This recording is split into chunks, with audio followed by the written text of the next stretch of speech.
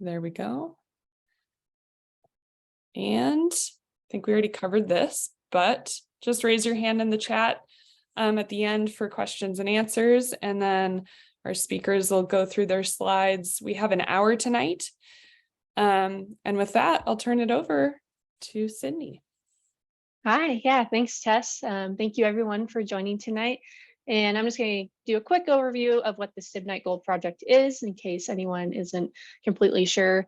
So to start off where we're at in the NEPA process, on October 28th, the Forest Service released the Supplemental Draft Environmental Impact Statement, or referred to throughout this presentation as the SDEIS, just so you know what the acronym is. And this is a follow-up analysis from the first draft environmental impact statement. And they conducted this supplemental one because the first one was a bit inadequate, and Perpetua submitted a revised plan of operations that needed to go through the full NEPA process. And can we go back to the first slide, or next slide, sorry. Yes, sorry. Yeah. Technical issues.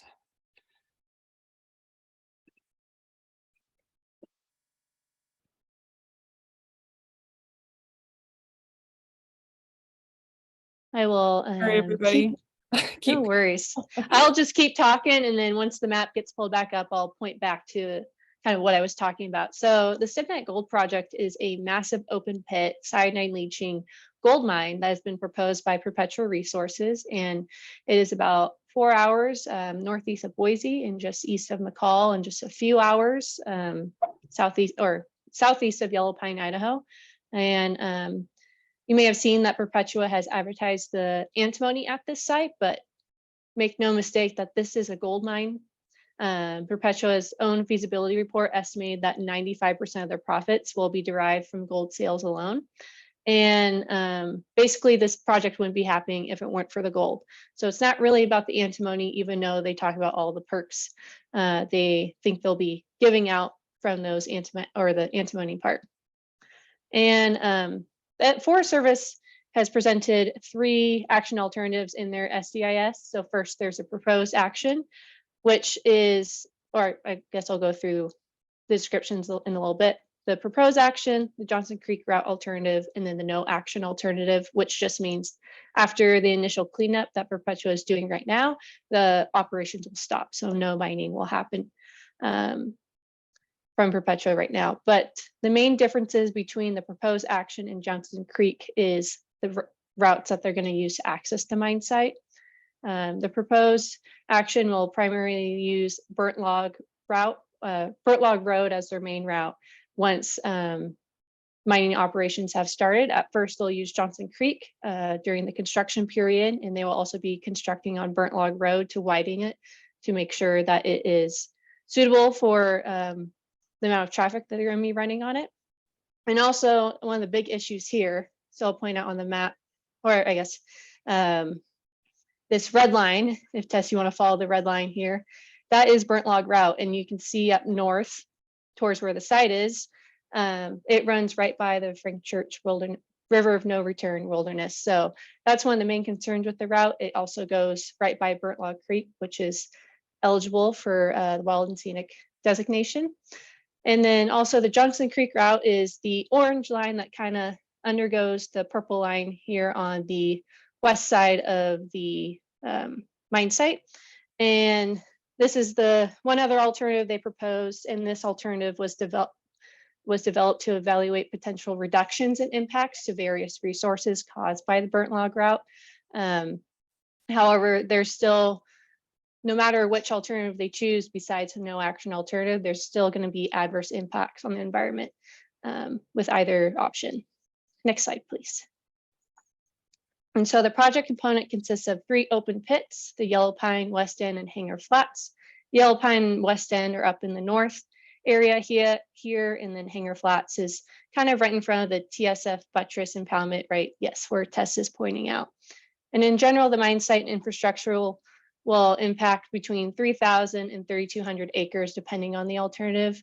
And also 71 to 73% of these acres will be on Forest Service lands. So both The proposed routes also cross multiple rivers, some of which, as I already spoke to, are eligible and suitable to be designated under the Wild and Scenic Rivers Act. Next slide. So what makes this area special? I think it was important here. This was a picture from our eco flight in June over the area. It's breathtaking. It's beautiful. It's big country, and most of it's untouched by mankind. And it's really awesome to be able to go back there and explore it without any disturbance or development. And right now, a big issue with this mine will be general wildlife habitat. There are areas that have been kept to their pristine natural conditions, and the Salmon River Basin provides outstanding habitat for wildlife, including the black bear, bighorn sheep, mountain lion, elk, gray wolf, Canada lynx, sage grouse, moose deer, and the wolverine. South salmon is great for recreation and is also suitable for designation under the Wild and Scenic Rivers Act, and is a major tributary to the already designated Salmon River. And the waters in these areas are habitat for ESA listed species such as the bull trout, steelhead, and Chinook salmon, and it's critical that we protect their home as their populations continue to decline. And lastly, there's indigenous importance to these areas. The Shoshone, Nez Perce, Bannock, and Paiute tribes have used the river for fishing and hunting for generations, and construction and operation of the mine could negatively impact tribal rights and their resources. So overall, the landscape here is phenomenal. The South Salmon drainage in the project area provides some of the best access to non-wilderness wilderness. So it's not actually designated, but it's pretty close to what you can get without it being designated. And year-round road access is available, but limited enough so that users of all different groups, including hunters, anglers, hikers, and boaters, all have access to desirable locations that otherwise are pretty hard to come by. And the South Salmon provides some amazing recreation opportunities and is known for the best expert level whitewater, as we had talked about in our previous river rat, where we had Ben Stewksbury and Nick talk about some of the whitewater experiences they have had in this area. And while there's still impacts from the mining industry in the past, the feeling of really being out there is overwhelming, and it's just a phenomenal area that we need to cherish as Idahoans. And I will pass it off to Bonnie.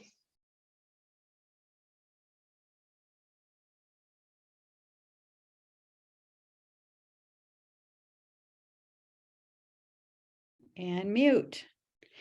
Hello, everyone. My name is Bonnie Gestring. I'm the Northwest Program Director at Earthworks, which is a nonprofit organization dedicated to protecting communities and the environment against the adverse impacts of mineral and energy development. I've been working on hard rock mining issues for quite some time, and one thing that I think is helpful to consider when evaluating a proposed mining project is the industry track record for these types of projects. In our research, we found that the impacts that are predicted during the mine permitting process are often underestimated. And that's particularly true when it comes to water quality impacts. We released a report in 2017 that looked at 27 currently operating U.S. gold mine operations, which accounted for 93% of U.S. gold production. And what we found were that 27 of the 27, 100%, had experienced at least one pipeline spill or other accidental release of hazardous materials, including cyanide solution or mine tailings, diesel fuel, and ore concentrate. Many of the mines had had multiple spills, but all of them had had at least one. Then we found that 20 of the 27 mining operations, or 74%, have failed to capture or control contaminated mine seepage. So this is the wastewater from the mine that is required to be captured and treated in order to prevent offsite pollution. And what we found were that 74% had failed to capture or control contaminated mine seepage during operations.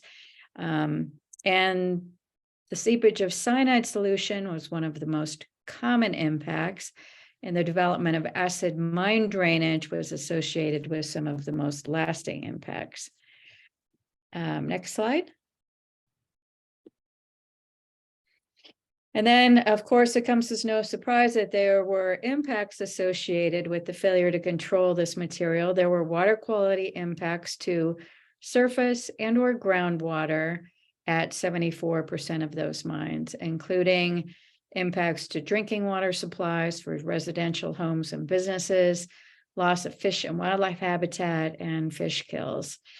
And I think just to give you an idea of how often water quality impacts occurred at the 7 mines that did not experience water quality impacts, 6 of those 7 were in very dry areas where no perennial streams were present and groundwater was generally deep, greater than 250 feet. So what we have found is that at these currently, at least in 2007, currently operating U.S. gold mine operations, despite predicting otherwise, gold mining operations tend to be chronic polluters. And I'll pass that on to the next presenter, who I believe is going to be talking about fish. Okay.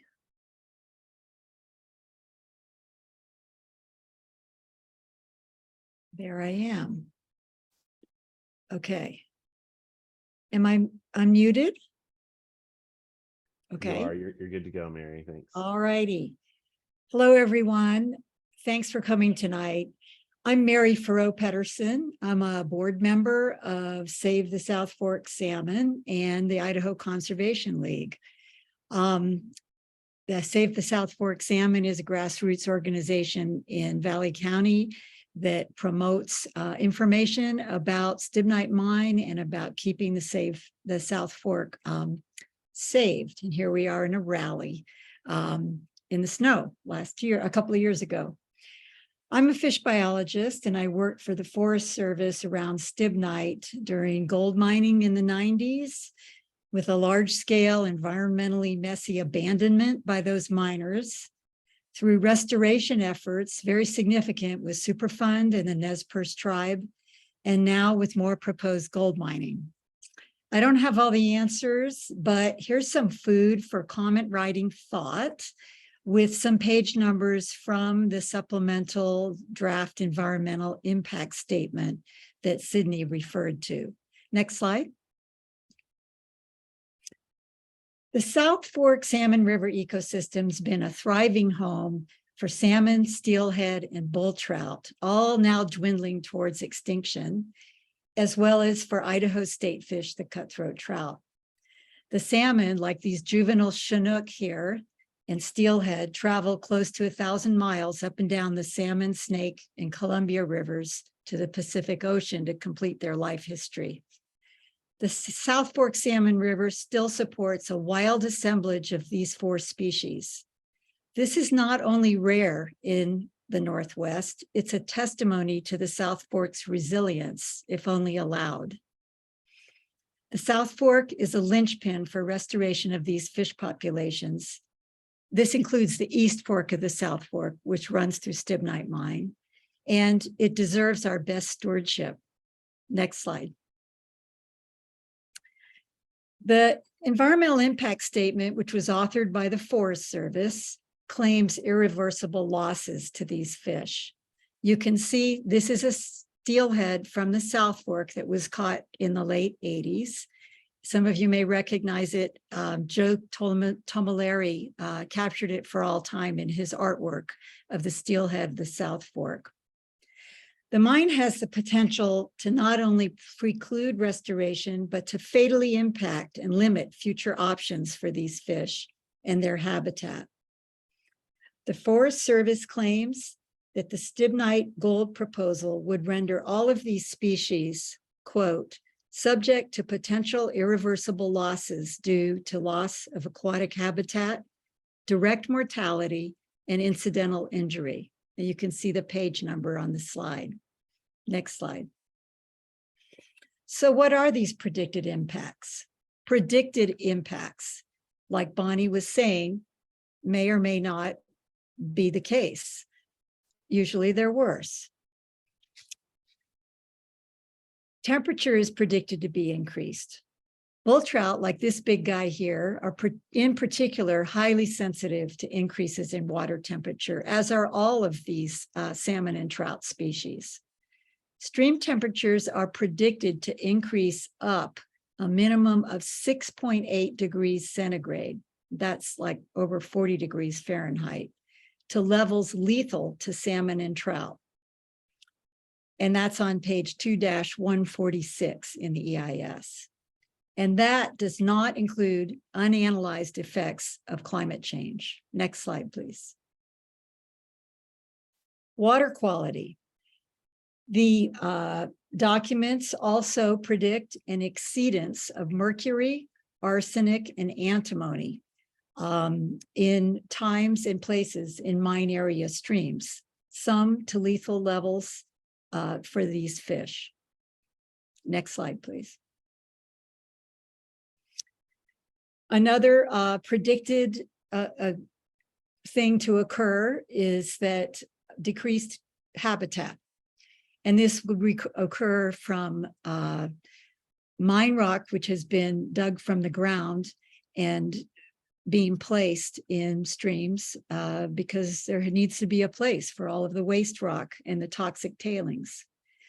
So while access to the upper East Fork, South Fork will be, quote, restored, that's one of the restorative actions that Perpetua will be including along with the mining. Upper Meadow Creek, which is designated as critical habitat for both bull trout and Chinook, will be blocked and inundated by millions of pounds of mine waste. And I quote from the EIS, net decrease in both quantity and quality of habitat for bull trout and West Slope cutthroat trout. Next slide, please.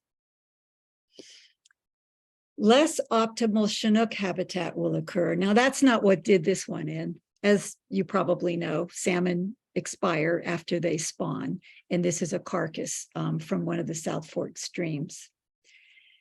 Biologists tend to agree that any claims of opening up habitat for Chinook salmon are dubious at best.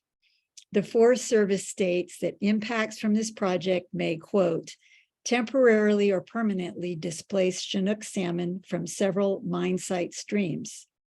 Following restoration, there technically will be more habitat available, but the Forest Service states that flows and temperature make that additional habitat less optimal. Next slide, please. And then there's the risk of hazardous spills. This picture is actually a spill into the East Fork of the South Fork of the Salmon River back in the days of mining and at the mine site at Stibnite. Hazardous spills are certain to occur, and effects to fish are underestimated in the EIS.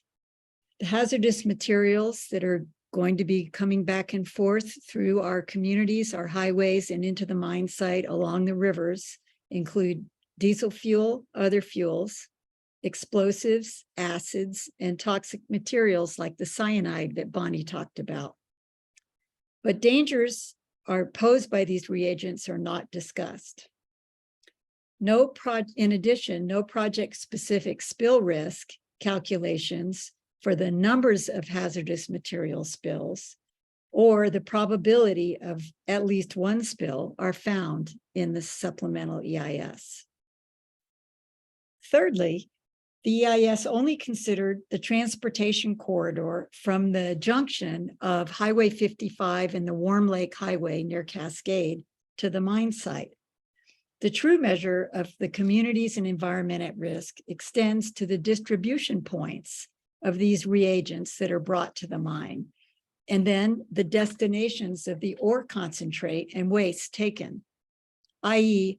Highway 55 from at least Boise to the mine, and Highway 95 from Highway 55 to Post North.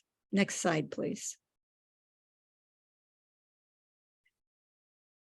Is the certain risk of impact to our fish worth the gain to investors? We'll let you be the judge, and I'll pass it off to the next speaker. Thanks, Mary. Go ahead and go to the next slide. So I am going to, kind of transition and talk more about the water resources that are present at site. Mary hit on a lot of the adverse impacts that we have been pulling out of this SDEIS as far as impacts to fish, but it goes a little bit broader. Yeah, Mark, that was a good image. But a lot of the more broader impacts of why we're seeing these negative impacts to these fisheries, and that's really going to tie back into here. Water and wetlands is really the linchpin when we're talking about these issues. So generally speaking, as kind of Bonnie had mentioned, that when these mine sites are present with a hydrologically complex area such as the South Fork of the Salmon, the issues, if they do come up, become more complex, more long lasting, and have broader implications. And this isn't even to say the doomsday worst case scenario of a tailings dam failure or something as consequential as that. Being at the headwaters of these streams, the implications could be far more dire than we're really looking at. And I think it's safe to say that no mining company goes into their plans expecting for these things to happen. But I think we all know and can appreciate that Mother Nature has a will of its own and a power that we don't always quite comprehend. And we just have to be prepared for some of these bigger issues to come up. But looking at this plan in particular, both alternatives as far as that are presented in the SDEIS, so that's the Burnt Log route or the Johnson Creek route, have some pretty adverse impacts when we're looking at wetlands and riparian areas, so perennial and non-perennial streams. Both our alternatives would result in a loss of just around 120 acres of high functioning wetlands within the mine site, and almost 620 acres of riparian areas. So riparian areas are kind of the buffer on either side of a stream as you're following it through any landscape. And these impacts would primarily occur at the headwaters of the East Fork and the South Fork and Meadow Creek watersheds. Off-site, there'd be additional impacts and detriment to these wetlands through the construction of the Burnt Log route, if that is the alternative that is put forward. Also, those upgraded transmission lines often cross through areas that would have some wetland impacts. And these impacts could be both direct and indirect. So direct would be the obvious filling or removal through excavation or construction.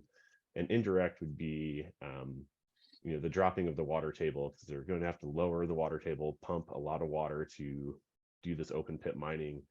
And the Forest Service even admits that the indirect impacts are not really quantifiable. This is what they estimate, but due to changes in hydrology from dropping the water table to open up this area to this open pit mining may result in even broader impacts than what they have published in the SDEIS. The impacts as well to Meadow Creek. So if you can think back to that first slide that Sydney had put up, the tailings buttress or the tailings dams, that's where all the mine waste is going to be stored, is in kind of the southwest corner of the mine site in the Meadow Creek drainage. And this area is previously undisturbed. Lower Meadow Creek does have a lot of past tailings and mine waste stored there, but the Upper Meadow Creek, where they're planning to put their tailings dam and tailings facility, is all pristine wetlands and high functioning wetlands. Wetlands are scored on a grade of 1 through 4. Graded ones are quite rare, and some of the best functioning. All of Meadow Creek is a type 2, so some of the best wetlands that exist on site that would be permanently buried by this plan. And those would be permanent displacements, because part of the plan with this tailings dam is a liner system that will forever isolate the mine waste from the groundwater, which is a good thing in that regard. But it will permanently, shut down these wetlands from functioning the way they're intended to, of connecting rainfall and snowmelt with the water table and the groundwater below. Next slide, please.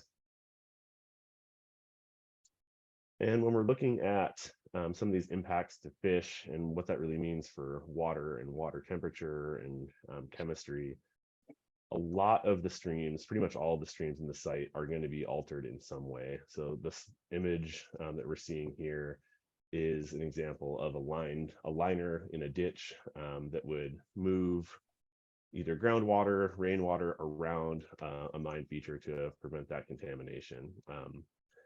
And a lot of this is really going to happen both in the Meadow Creek zone and East Fork, South Fork, really anywhere that mine water or clean water could come and impact with mine infrastructure. Some of these are going to be routed through pipes underground. And that's where there's some interesting claims that are being made by Perpetua or mine proponents saying that, you know, the temperatures are going to decrease because of this. And that's really not the case. When you look at the issues here, you look at the water, temperatures do decrease at the start of mining because they're pumping all of the low flow creeks that are coming out of Meadow Creek and some of the other areas underground. So they're not getting heated up by the sun, which has a net decrease on water temperature. As soon as reclamation starts and these streams are put back on top of these tailings areas or these facilities and these kind of man-made reclamation zones, temperature increases. And the Forest Service estimates that this increase is going to last for over 100 years. And 100 years is a very long time to wait for temperatures to rebound to normal, especially when we're talking about these fragile fish, especially in spawning and these juvenile fish that are extremely temperature dependent. And this is again from the SDEIS that with the exception of West End Creek below the Yellow Pine Pit area, predicted temperatures will return to existing conditions over a period of approximately 100 years. And 100 years sounds bad enough if all things go well, but that temperature rebounding to normal is also really predicated on the idea that in their reclamation phase, they'll be planting trees, shrubs, you know, really remaking a wetland from scratch. And that's why it's going to take so long, because these trees need to grow, they need to take root to provide shade to these areas. And as anyone who's tried to have a garden or does any planting in, you know, Valley County or the areas we're at, let alone are at 6,500 feet roughly where Meadow Creek is at, in this West Central Mountain Zone, knows that winters are harsh. It's hard to get things to take. That it's kind of anyone's guess how well these planting efforts are going to take hold and how long it could take for that to come to fruition. Additionally, there's the other aspect that the Forest Service has stated that the growth medium, the soil in this area, is generally poor and contains a lot of background contamination. So part of their mine plan, a lot of the topsoil and ground that they disturb through mining will be set aside to use in this reclamation. But if the ground, if that topsoil, the earth that they're saving is already contaminated, it raises larger questions if it's suitable to be used as a growth medium. And there's also a very large deficit of this growth medium. The SDEIS states that there's approximately an 800,000 cubic yard deficit of growth medium. There's some very big questions where they're going to source the material. It's a lot of composting if they're going to come up with enough topsoil or earth to kind of replant these areas that are going to be totally upended by this mining infrastructure. And there was a question in the chat about some of the historic contamination. Like, this area has been mined extensively for, you know, the last 100 years essentially. And while there is some benefit, the Forest Service has looked at the surface water analysis, and you know, we're getting rid of a lot of the Perpetua plans to get rid of, reprocess, and move a lot of past waste to a different location that would have less direct impact with clean water. But they still have pretty soft statements as far as any water quality improvement. That, you know, they said that there may be some improvement or pretty negligible as far as kind of what they're seeing any difference. But then when we look at groundwater, they also admit that that is probably going to get worse. Even though these areas are going to be lined to keep mine waste separate from clean water, the areas under the tailing storage facility, all three of the pits and the buttress are going to be lined, so separate from meteoric water, so rain or snow. But groundwater, they anticipate the analytes, so the pollution that they're keeping an eye on, will actually get worse after this project moves forward. And all that said, you know, they still have a lot of water treatment that is tied into this plan. And even with all the work to separate this contact water or try to keep it from not interfering with clean water, the best estimate is that they'll still have to be doing water treatment for water that's seeping out of the tailings dam for 40 years at minimum. And that's, again, as Bonnie had mentioned, that a lot of these estimates are really the best case scenario. It doesn't account for things that don't go to plan, and 40 years is a long time to be perpetually treating contaminated mine wastewater at the headwaters of one of our last strongholds for salmon fisheries and recovery in the area. And that's kind of what I have for my section right now, and we can pass it over to Judy.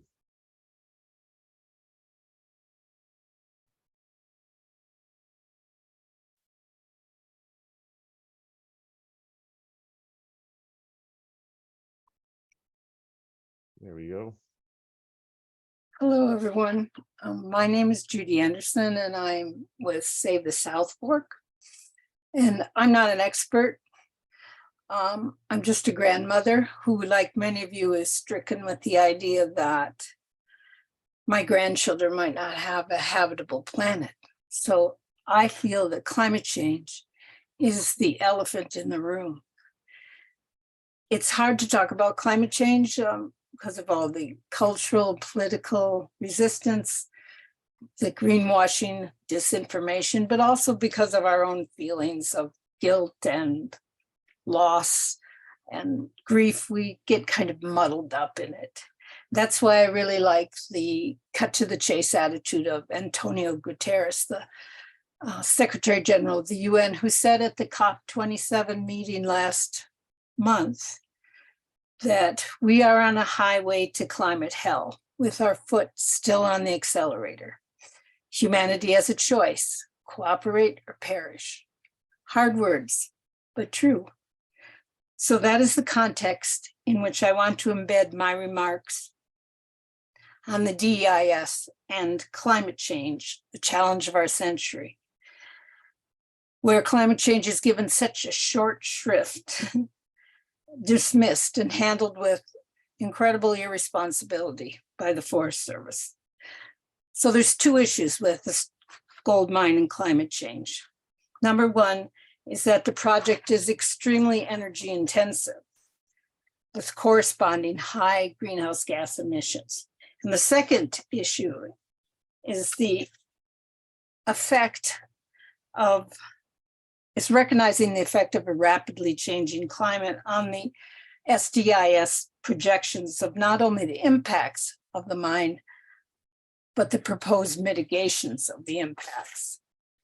So first, the emissions. The SDIS discussion of emissions is filled with caveats like, all these emissions don't really matter because there aren't any current federal or state regulations in Idaho regulating emissions, and so we can't quantify the cost, and so we aren't going to really analyze it.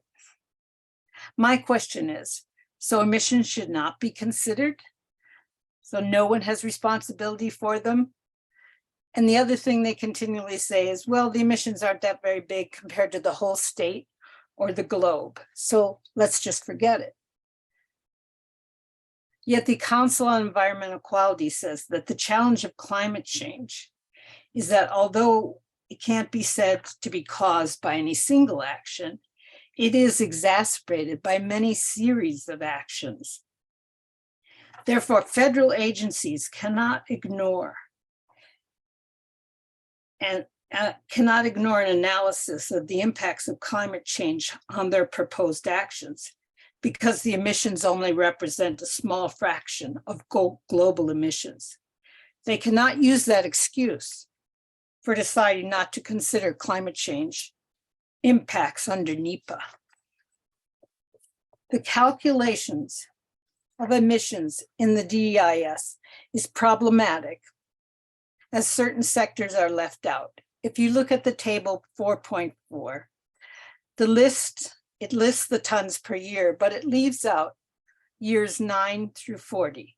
It leaves out antimony concentrate transport to a processing facility, or even a more realistic estimate of emissions from reductions of smelting antimony. And it leaves out the significant emissions from the massive use of electrical energy. Only half of Idaho Power's grid is hydro, and that completely depends on water flows, which is another variable impacted by climate change. So if you work with these numbers, what you come up with is an annual figure of the Stibnite greenhouse gas emissions, basically doubling the per capita emissions from Valley County.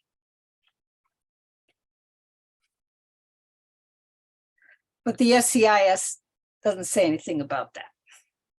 The second issue that we want to talk about is the difficulty of predicting the impacts of the mine when you take climate change into account. The troubling side effects of the mine that you have heard about here tonight will be accelerated, exacerbated, and intensified by climate change. Whether we're talking about the stress on groundwater recharge, low stream flows, the difficulty of revegetation and long-term reclamation, high water temperatures, the loss of wetlands and riparian areas, increases in floods or landslides, air pollution, restricted access, all of these will be exacerbated by climate change. The SDIS mentions these possibilities, but then it drops it, nothing else. The Forest Service chokes on the issue of climate change, and understandably so, because climate change is the variable that changes everything. It confounds every other variable. And as you read the SDIS, you'll see that the Forest Service sidesteps climate change time and time again. But any responsible proposal in this day and age has to include a comprehensive climate mitigation plan, an accurate estimation and identification of emissions and cumulative effects. There has to be sophisticated buffers built into any measurements or models that take into account the inevitable trajectory of climate change that will affect every aspect of this project and will only worsen. When you are dealing with complex systems, difficulty quantifying things, multi-source impacts, the possibility of catastrophic consequences, standard practice should be to incorporate many buffers and to defer to precaution. And it may be that when dealing with climate change, the unpredictability of any success in mitigation measures is questionable, and that combined with the tremendous risks involved are such that the project is untenable. I say, let's take our feet off of the accelerator. Thank you. Now we go to Brian.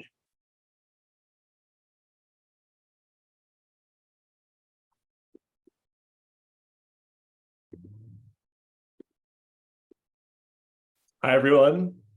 Thanks for being here tonight. And my name is Brian Hurlbut. I'm a staff attorney at Advocates for the West. We're a public interest environmental law firm based here in Boise, Idaho, where I am. We also have an office in Portland, Oregon.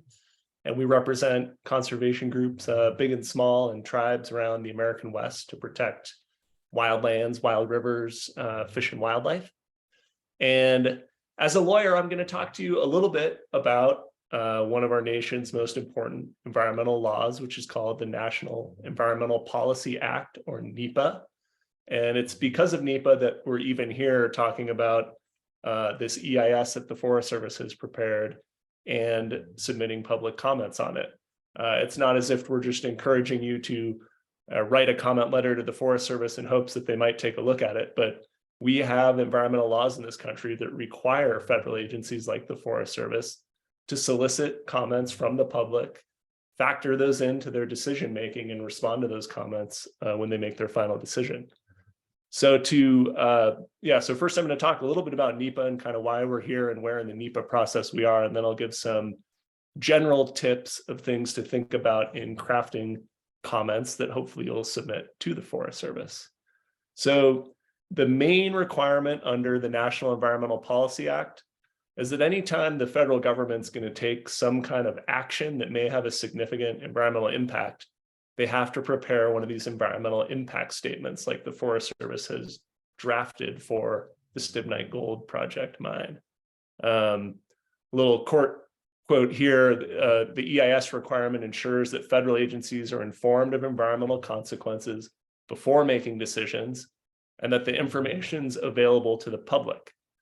So this draft EIS that we're encouraging you all to submit comments on, this is the Forest Service's attempt to explore the different environmental consequences of this proposed mine, to present that information to the public, and then to take your comments and hopefully include those in the final EIS and factor those into the final decision that they make. Next slide, please. So some of the key requirements for an environmental impact statement. One is that the Forest Service is supposed to consider alternatives to the proposed action. And just to back up a tiny bit and explain why the Forest Service is even involved, I think a lot of you know this, but some of the mine site is private land that Perpetua, the mining company, owns, but much of it is our public lands. It's national forest land, parts of the Payette National Forest and Boise National Forest. So these are yours and all of our lands where Perpetua hopes to build this massive gold mine. And in order to do that, it needs the Forest Service to allow it to do so. It needs a permit from the Forest Service saying, sure, you can move forward. And the Forest Service can impose reasonable environmental conditions on any mining project that it might approve. And one way it might do that is considering alternatives. So NEPA requires not just considering the proposed mine, but thinking about whether there are other ways to maybe achieve some of the mining objectives, but with less bad environmental impacts. As was already mentioned, the Forest Service did consider two alternatives, the plan that Perpetua submitted, and then one other alternative where they use a different access route.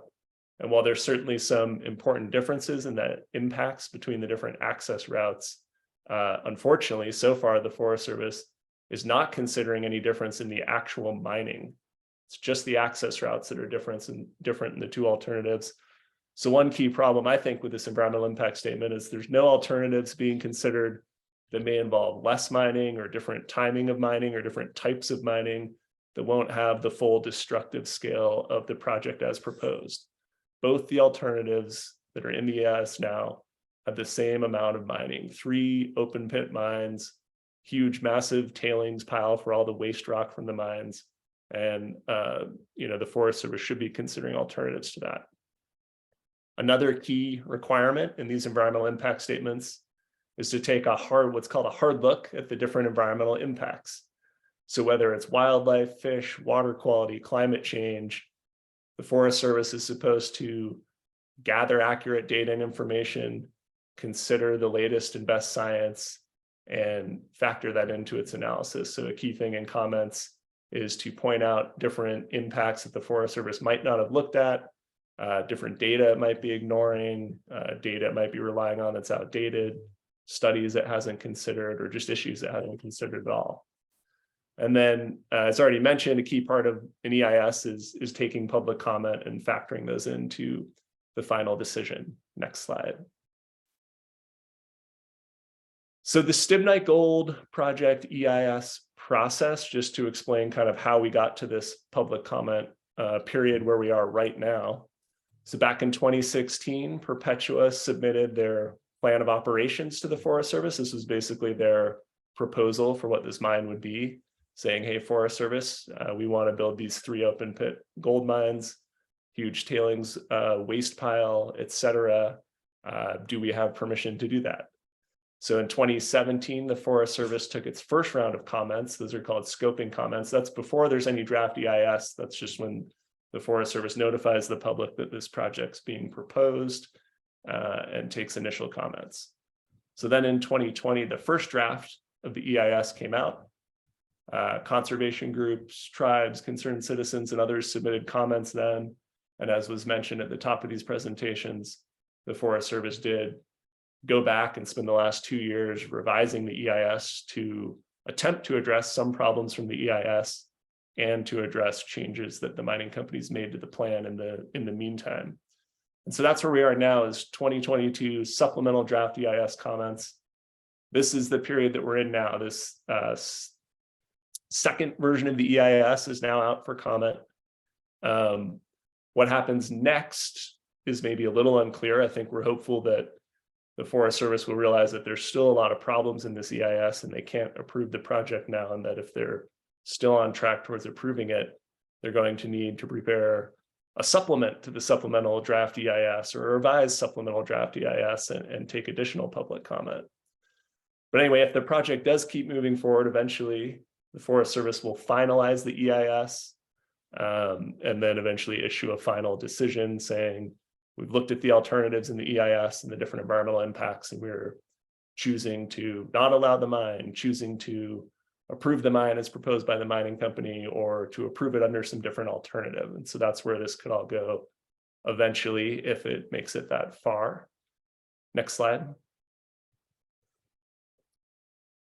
So general tips for writing comments. Now, this first one, I almost didn't put this in here, but it's to actually look at the supplemental draft EIS. Here's a link to it. I'm sure Idaho Rivers United, Save the South Fork, Earthworks, and others through their websites and emails you get from them will provide links as to how to actually access this document. But what is the EIS? It's a 1,600-page document.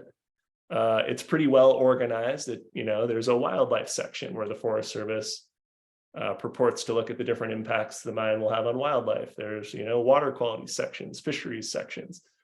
I don't expect everyone to read the 1,600-page document and all the supporting documents that are also available from the Forest Service, but at the beginning of the document, there is an executive summary. I think it's in the order of maybe 30 pages or something like that, that kind of hits on what exactly this mine project is, what kind of impacts the Forest Service does recognize will indeed happen, and can give you some useful information for thinking about comments. But also, keep in mind that IRU and other groups will send you kind of key info on the project and key things to comment on. So watch for emails about that. But when you do dive into submitting comments, focus on the issues you care about or issues that you know about. There's a ton of stuff in there, a ton of stuff going on with this mine. And if you're particularly into boating on the South Fork and concerned about how this mine might affect the South Fork downstream of the mine site, focus on that. If you're particularly concerned with the Frank Church Wilderness and how this mine site, which is right adjacent to it, and which could include building a new industrial road along the boundary of the Frank Church Wilderness, think about writing about that. Whatever you're most interested in, or know about, focus on those things. If you have time, it's helpful to be specific. Point to something you saw in the executive summary. I heard that, water quality in this area is going to be degraded by this amount, and that concerns me for this reason, or whatever. Attach documents. If you have some study on wolverine that you know about, or a report about boating on the South Fork, or newspaper articles that have something to do with things you're concerned about and interested in the area, try and attach those as PDFs and submit those with your comments. That's very helpful. And then don't be afraid to just ask questions when you submit your comments. You don't need to know everything or have all the answers. The Forest Service is the one that's supposed to do that. And so you can say, hey, I'm concerned about climate change, and it doesn't look to me like you considered certain aspects of climate change, and ask about that. And the Forest Service will need to respond. Next slide. So just some general comment ideas. And before I say this, the most important thing is just to submit comments. Go through the effort of doing that, whatever you might say and whatever you might focus on and however you might do it. Please do take the time to submit comments as a member of the public. This is your public lands, and the Forest Service needs to hear from you, and encourage other people to submit comments as well. But state your main concerns. I'm concerned that the mine will leave a huge scar on the landscape for thousands of years, and that water quality is going to be an issue long past my life and for future generations to deal with. State your concerns. Tell the Forest Service, if this is how you feel, that they shouldn't approve the mine. Tell the Forest Service it should consider alternatives that involve less mining or less impactful mining. tell the Forest Service to take different actions to protect against and mitigate different impacts the mine will have, and tell them to conduct more studies if there's issues that you identify that seem like they aren't developed in the EIS. Those are just some tips and ideas. And with that, I will turn it over. Awesome. Thanks, Brian, and thanks everybody who's presented so far. Yeah, with that, let's open it up for questions. If anyone has anything they'd like to ask to anyone in particular, feel free to put it in the chat, or just a general question, and whoever wants to take it will answer. But let's get some good questions in there.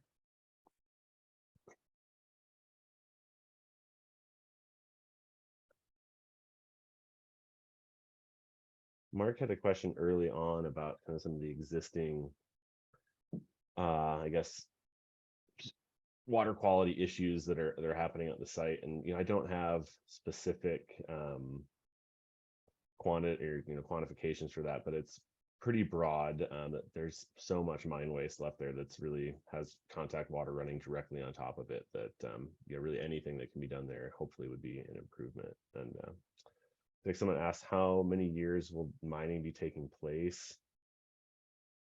I believe they're going to be mining for about 15 or so years. So there's a few years of construction, and then the primary mining operation will take place, and then reclamation after that.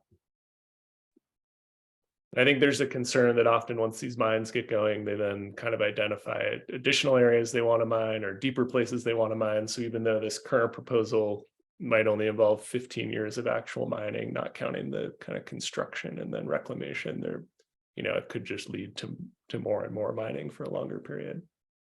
Yeah, that's a great point. That's in, they make that quite clear in the SDEIS that Perpetua does, outside of this project, even if it were to be shut down as proposed, they do maintain a scoping permit or exploratory permit within this mine site area. So while this mine is happening, they will be continuing to punch more drill holes, exploratory holes, to see if there's more areas that they want to expand upon. So who knows where it could go from here. And Nick, just to add one more thing on kind of the existing disturbance at the site. Yes, there is mining that's happened up there in the past, but two important things about that. One, a lot of that hasn't been happening for a long time, and there has been reclamation done to address some of the issues there. And two, I don't remember the exact stat on this, but the new mine that's being proposed, dwarfs all these other past mining projects significantly. It's not as if Perpetua is proposing to only mine in already disturbed areas. It would include a bunch of already disturbed areas plus a lot more stuff. And notably, the huge mine waste impoundment would fill up this portion of Meadow Creek that is basically untouched and doesn't have any of that past mining disturbance, which would be a real travesty. Right. Yeah, well, roughly double the area of disturbance. And of that that double disturbance, as I was crunching some numbers, I think almost 90%, I think 87% of the new disturbance is all public Forest Service lands. So pretty much all the new disturbance is happening on our public resources. Liz had a question if there are any ways to drain into Big Creek. Fortunately not. Big Creek is kind of the next drainage over, kind of to the north, but access to the Big Creek area certainly could be impacted during the summer for folks who are driving up that way, depending on which route, if that's proposed. But yeah, Big Creek is a little isolated from this one.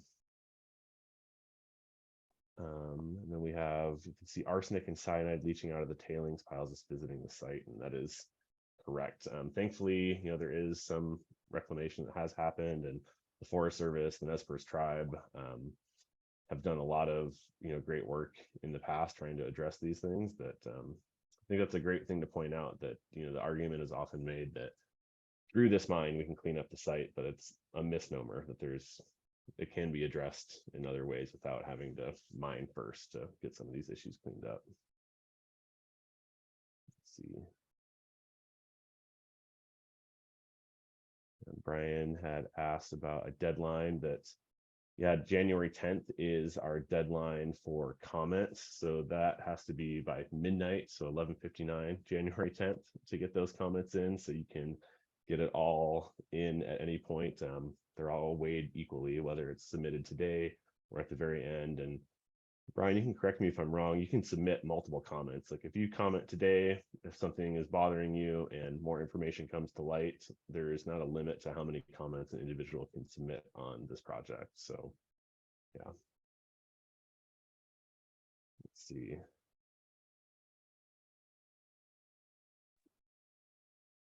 So I see a question about, Yeah. even if the Forest Service were to deny the application, what mining could still occur there, because Perpetua does have private land up at the site. And, the answer to that is, I don't know, but that's kind of the important thing that's missing from the EIS, since the Forest Service hasn't considered any alternatives that don't involve the full scale mining that Perpetua has proposed. It's hard to know what options with lesser mining might be up there. Maybe there should be some kind of alternative that focuses on what Perpetua could do within their private lands, while minimizing or not even using much at all of our public lands that are on the national forest. That's exactly the kind of thing that we would hope that the Forest Service would be considering as an alternative, and hasn't done that yet.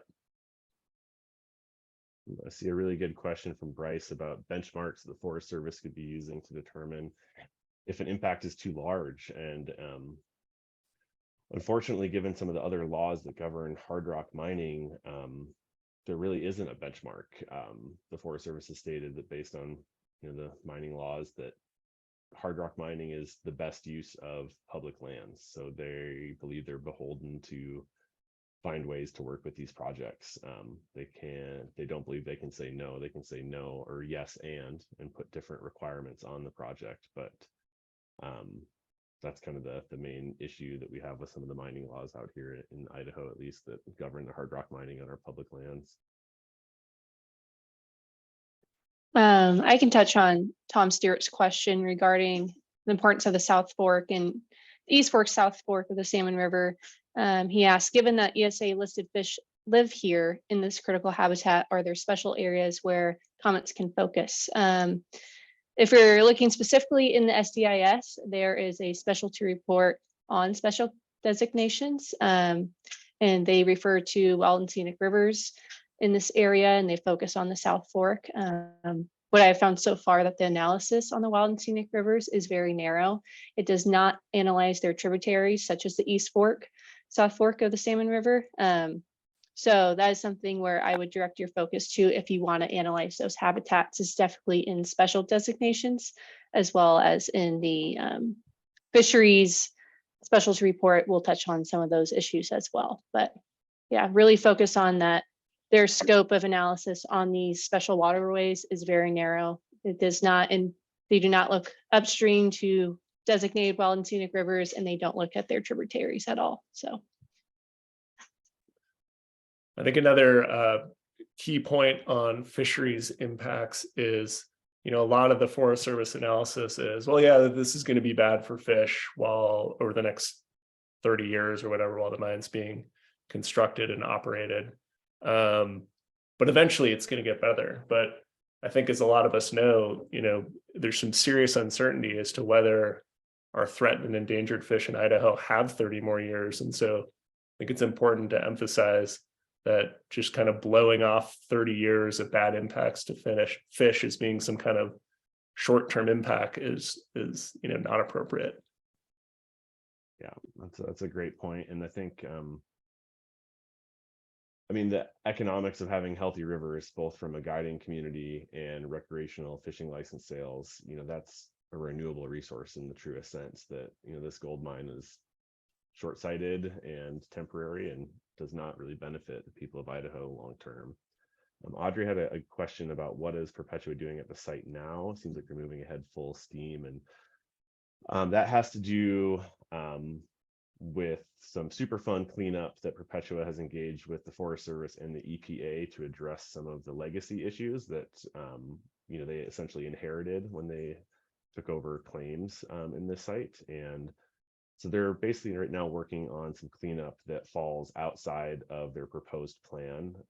And while we're happy to see any cleanup happening on the site, one of the things we were pretty troubled with that they really were doing this work, but it's not quite addressing any real impacts. And one of the responses that the EPA had to some of our questions, they said the cleanup action that is happening currently would be de minimis, which essentially means not going to have an impact on the water quality that exists on site. So they're doing some cleanup, but it is not really moving the needle so far.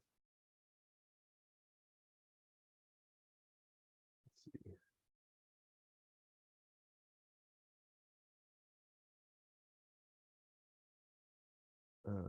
Let's see. And then Beth, you had a question on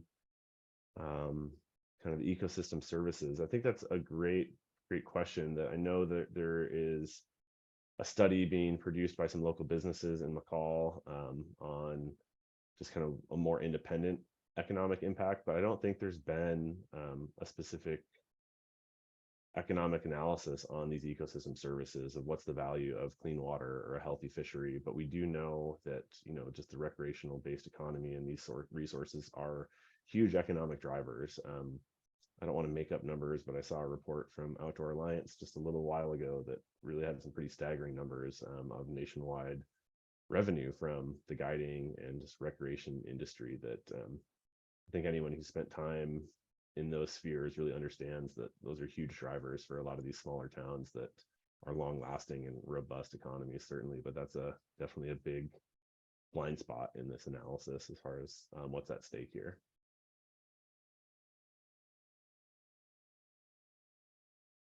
Let's see.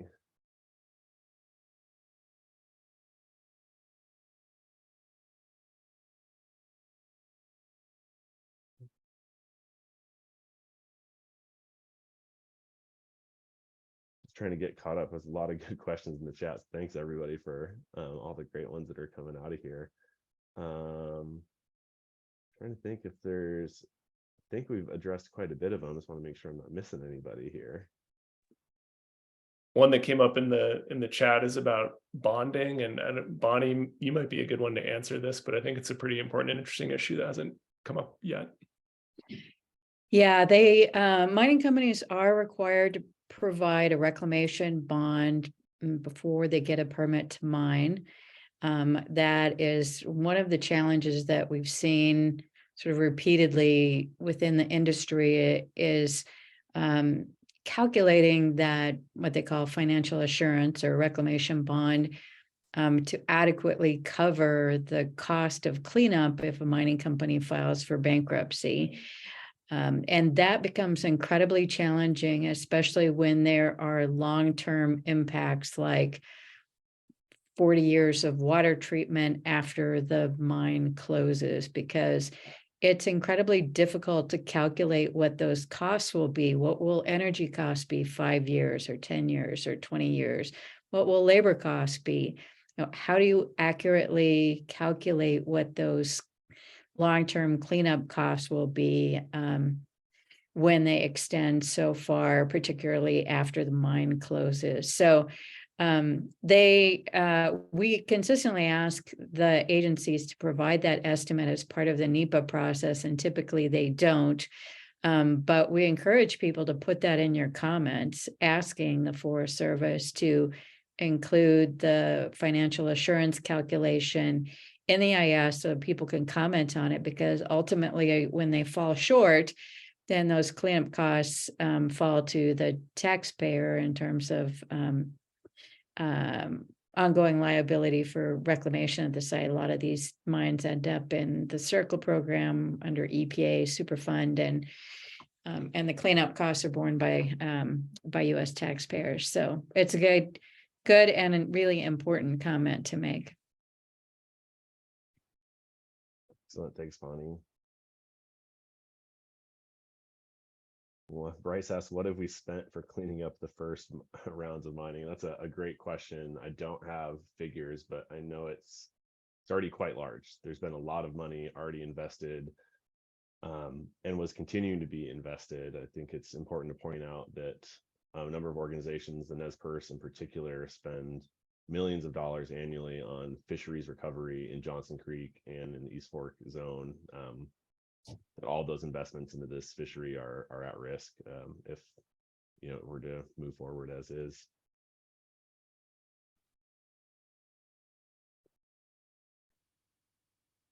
And Mary put something in the chat about the economic studies. Tess, do you want to move forward to the next slide? We can keep answering any other questions if anyone else has them, but I just put in the chat, this is the link to the comment portal through the Forest Service website.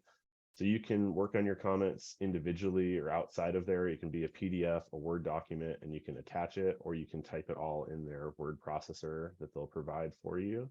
But yeah, just make sure any comments do have to be submitted by the end of the day on January 10th. And I know all of our organizations are, still working on doing this deep analysis of this complex document that there will be more tips and kind of specifics coming out in days to come. Also next week, if you are in Idaho, either in McCall or Boise, there's a number of open houses coming up that the Forest Service is hosting, or you can have a chance to chat with them directly about any of your questions that you may have. And then also a lot of the organizations here tonight are hosting kind of a similar in-person event to what we just did today, one in McCall on Monday and Boise on Thursday. And we'd love to have you. And there's a lot going on. I feel like there's all things Stibnite these days, but we're really stay engaged. Feel free to reach out with anybody here on the call, or reach out to our websites, and happy to point you in the right direction. But thanks everyone for joining us tonight. Hey, Nick. Yeah. Hi, my name is Megan. I thank you to everyone who shared the information. I just found out about this the statement last weekend, and feeling like I'm catching up on a lot. And I'm curious about if there's like a list of contacts to communicate with people before next week's meeting. As far as conservation groups or the Forest Service themselves? Conservation groups, like the people, like all of us. Yeah. I'm gonna put my email in the chat, and I'll be happy to put you in touch or kind of start that process, because there's a lot to get caught up on if you're feeling a little behind the 8 ball. Yeah, I read the executive summary, but yeah, that's a a good lot. place to start. And yeah, I think as Brian mentioned, it's a Herculean task to try to get through all of it, especially the specialist reports. That's what we're hoping to have some cheat sheets coming out soon for everybody. Great. So you said what kind of groups, or how can I?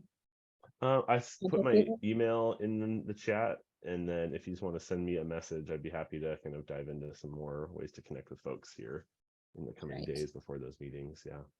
Okay, thank you. Awesome. Tess, would you mind going to the next slide? That whole, I think it shows all the dates of everything going on next week. I believe we put that in there.